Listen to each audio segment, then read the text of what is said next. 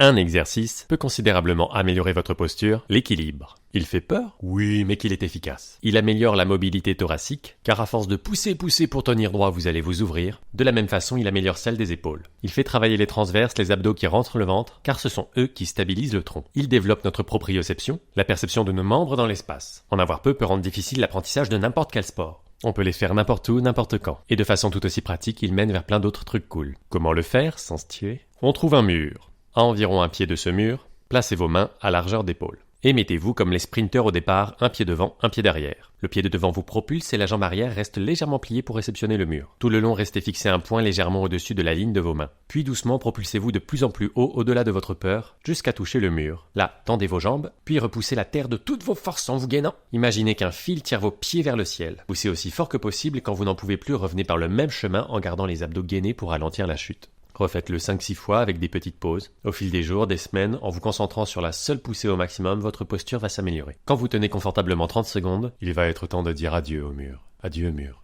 L'équilibre sans mur se contrôle de l'extrémité des doigts. Quand vous poussez avec, vos pieds décollent, relâchez-les et vos pieds reviennent. Suffisamment gainés et tendus comme une tige, il suffit à nous contrôler comme un pendule. Entraînez-vous à décoller, retomber, puis à décoller et revenir contre le mur sans tomber, jusqu'à ce que votre contrôle devienne suffisamment précis et subtil pour ne plus toucher le mur. À peu près 15-20 secondes sans toucher, on est prêt à affronter le vide. Si on a encore peur de chuter sur le dos, alors on peut s'entraîner à basculer les hanches sur le côté en montant de plus en plus haut pour apprendre à contrôler la chute. Il ne reste plus qu'à faire le handstand. Tada!